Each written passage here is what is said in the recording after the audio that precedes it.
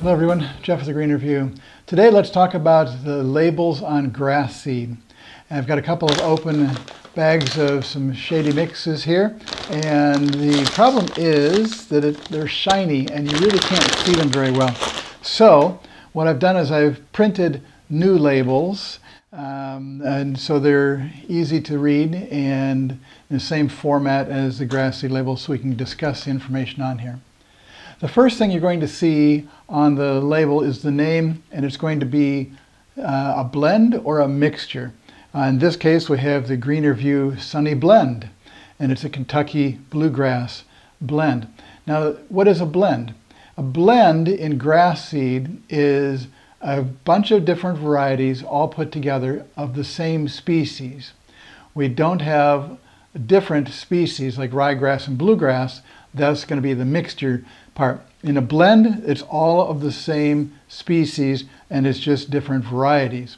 We like different varieties in there because different varieties of grasses, whether it's bluegrass or Bermuda grass or fescue or rye or whatever, there are differences that sometimes it's in the look. It might be a little bit finer blade or bluer or greener, whatever it is. But more importantly, it's going to be disease resistance and wear and tear resistance. So some of the varieties are more wear and tear, and some of them are more disease resistant. And so we put those together in a blend, and then if there's a problem that comes along that might damage or kill off one of the varieties, it doesn't kill off the entire lawn. And so we still keep a pretty good looking lawn, even though some part of it is having some damage. Now, blends work really well if the environmental conditions are all the same. So it's a big flat area in the sun, or it's in the shade, or it's all irrigated, or it's not. And so if you have big areas that are all the same conditions, a blend might be the way to go. But most of us have landscapes where we have some parts in the sun, some parts in the shade, some parts are irrigated, some parts are on a slope facing into the sun, and they dry out much faster. So we have a wide variety of environmental conditions. One species of grass won't do it, so we put in a mixture of different species. And again, we might put in more varieties in there than just one species at a time. We might put in 2 or 3 varieties of one species and then have some varieties of another species, and that will make up the mixture. So on the label, like I said, first thing we're going to find is it's a blend or a mixture.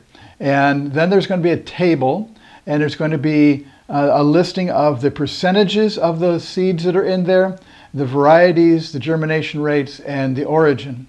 Now, the percentages are based on the weight. So in this case, we have 28.6% Monte Carlo Kentucky Bluegrass. Well, that if there was a 100-pound bag, 28.5 pounds would be of the bluegrass seeds. So we have the weights on the first column, the variety names. In this case, we have Monte Carlo, Shamrock, and there's an asterisk on it. And we look down here, we find that it's a plant variety protected variety of grass. The U.S. Department of Agriculture has a program, and so if you put your plants into that program as the originator of that plant, other people cannot sell it or grow it or use it without your permission or giving you royalties or whatever. And so they're protected. So in this case, this Shamrock Kentucky Bluegrass is a plant that you're not going to be able to reproduce and sell. And in a home lawn situation, that wasn't going to happen anyway. But that's a protected plant. Also listed on in the varieties here, it says Kentucky Bluegrass, and it has 2 asterisks. And that's because it says variety not stated. Now, the varieties of grasses are important, but sometimes we just get a whole bunch of them put together, whether it's the wholesaler selling them to the person who's blending it and making this mix, or this blend rather, or it's just by happenstance they didn't know the variety when it was harvested, or for some reason the names aren't important to them, and they just group them all together, and so we just have just straight Kentucky Bluegrass seeds. Then also listed here under variety is just the other things that are in the bag. So we have inert matter, which we look here is, I'm sorry, I missed one. It's the fertilizer and anti-fungus coating at 22%. A lot of the grass seed you buy can be coated with fungicides, fertilizers, or moisture holding ingredients that help the seeds germinate and can help the seeds start to grow and protect them from fungus diseases. And so those things are listed here as part of the percentage. So 22% by weight of this package is the fertilizer and anti-fungus coating. Now, another brand might look at this one and say, hey, ours is 100% seed and theirs is 22% filler.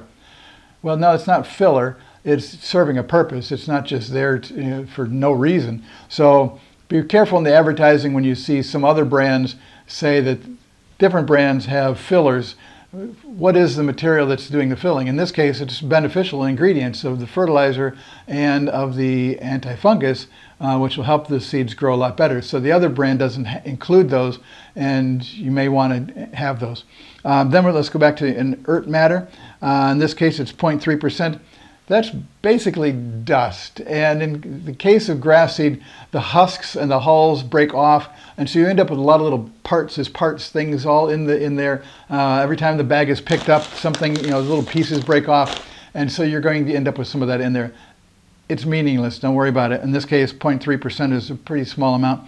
In this case, on the Sunny Blend, we have no weed seeds, and there were no noxious weed seeds found, so that's good. On the germination rates, we have 90, 85, 80, and 80. Those are all fine. Anything over 80 is going to be fine. And we know that those are accurate because they were tested. Here's a test date of July of 22. And so we know that this set of seeds were tested in that date.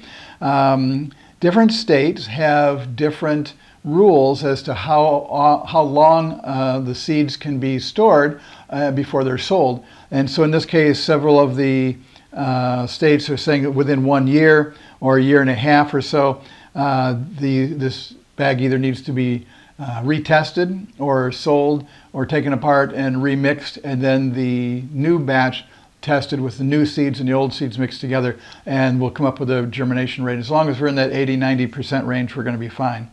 Then the last column on our thing here, the origin, we have Oregon, Washington, and Idaho.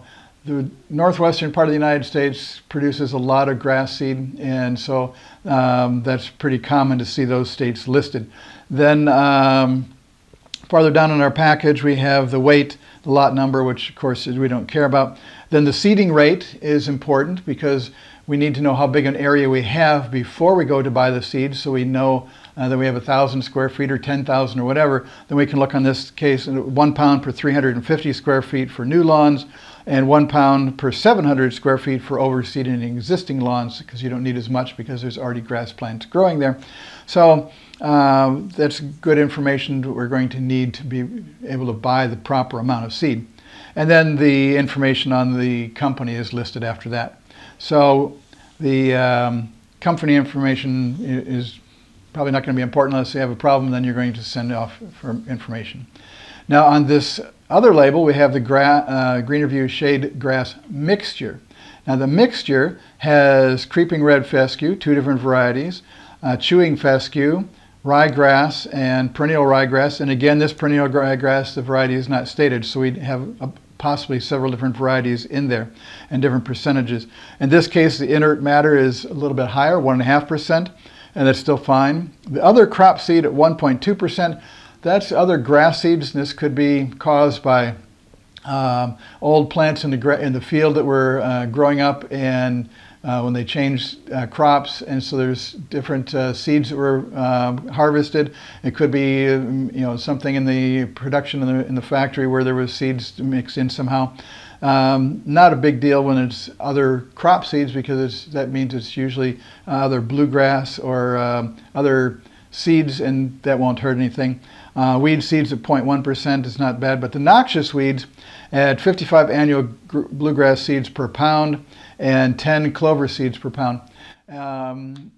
You've got far more weed seeds in the soil where this grass is going to be planted than a few dozen weed seeds here. So it's rare that you would ever have a problem with that many, even with this many seeds. Usually it'll be 5 or 0, so it's really a small amount and we don't worry about it. Now, clover used to be included in grass seed mixtures because the bacteria that form on the roots of the clover add nitrogen to the soil and help the grass and help the lawn. And so prior to probably World War II, clover was included in the grass seed mixtures.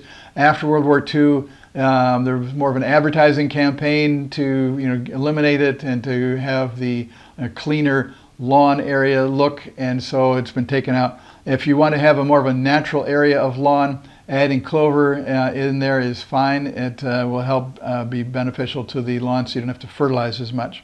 And the other things on this one to notice on this grass seed mixture is that we have Canada, Denmark, and Minnesota, Oregon as our sources. It's quite common to get seeds for the northern states, like this grass seed mixture, from northern countries. It's really no big deal here. And so then the